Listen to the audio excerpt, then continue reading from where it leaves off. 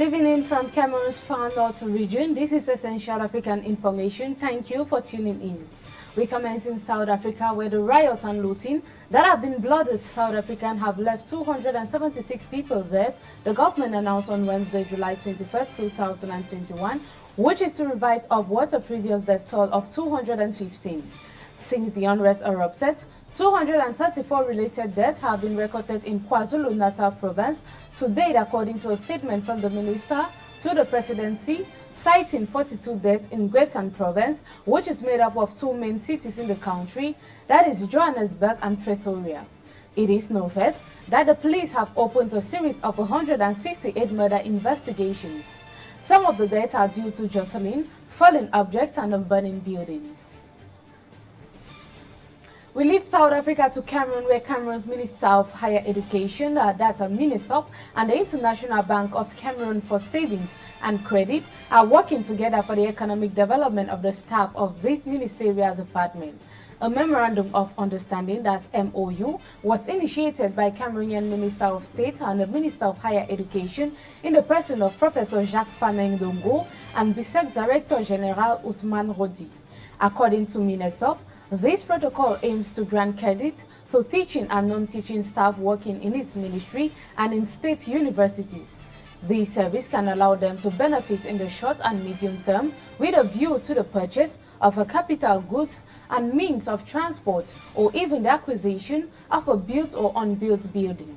It must be said that BISEC thus undertakes to grant eligible persons a nominal interest rate of over 8% or 7% excluding tax rates. Onto the littoral region of Cameroon, where precisely in Douala, where the Cameroonian Chamber of Commerce, Industry and Mines and the Handicraft, of course, opened yesterday, that's Wednesday, July 21st, 2021, in the economic capital of the country for the Century Week. The opening of the event was chaired by its president in the person of Christophe Eken.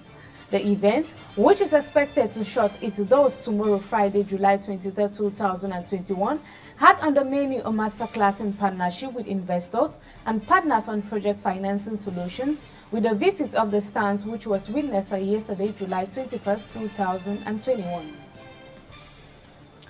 Let's visit the follow-up on the attempted assassination of Mali's Assimi Goïta, where authorities in Mali on Wednesday said that they had opened a probe into an attempt to assassinate their strongman in the person of Assimi Goïta. Goïta was the figure behind two coups in less than a year in the Sahelian country, according to prosecutor Bora Makariba Konate. An inquiry has been opened to shed light on the event. Goïta was whisked away after a man armed with a knife lunged him after prayers for the Islamic festival of Eid al-Adha at a mosque in Bamako. He later appeared on state TV to say he was doing very well and downplayed the significance of the assault. The suspect has been described only as a teacher, but most of his identity has not been revealed to the press.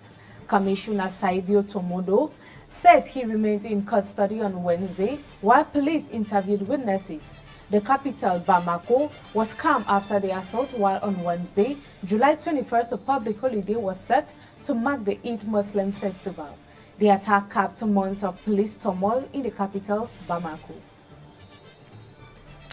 On to Ivory Coast, where Ivory Coast President Alassane Ouattara is expected to meet his predecessor, that's Laurent Gbagbo, on July 27, according to a presidential spokesperson. This meeting, the first since Gbagbo's return to Abidjan in mid-June, after a decade in exile and years of legal procedures at the International Criminal Court, the ICC, is awaited by many in the West African country as a step further towards a national reconciliation. It is noted that the two main figures of Ivorian politics in the last 30 years had fought off in the 2010 presidential elections. As both Ouattara and Gbagbo claimed victory in the vote, the country was plunged into a deep violent political crisis. The United Nations estimated over 3,000 people died as Ivorian security forces and pro-Ouattara militants fought for power. After a month back in the country, Gbagbo already met with key players on the opposition party, such as the former president and political rival Henry Konabedi. Over to sports on football, where the draw for the African Cup of Nations Cameroon 2022 will take place on Sunday August 15, 2021 at the Yaoundé Convention Center, according to the Secretary General of the African Football Confederation, Veron Omba. It must be said that this ceremony was initially scheduled for June 25, 2021. Of course, it was subsequently postponed to a later date by CAF due to logistical problems linked to the COVID-19 pandemic. Remember that CAN 2022, which is the second edition with 24 themes, will be played from January 9 to February 6 of 2022 in Cameroon. The cities selected for the competition are the capital Yaoundé, the economic capital Douala, Bafoussam, Garoua, and Olimbe. Ladies and gentlemen, thank you for keeping the rendezvous. It has been essential African information. Remember, up next is of course Le Journal de 20 with Daniel Emibel. Stay tuned and have a blessed evening.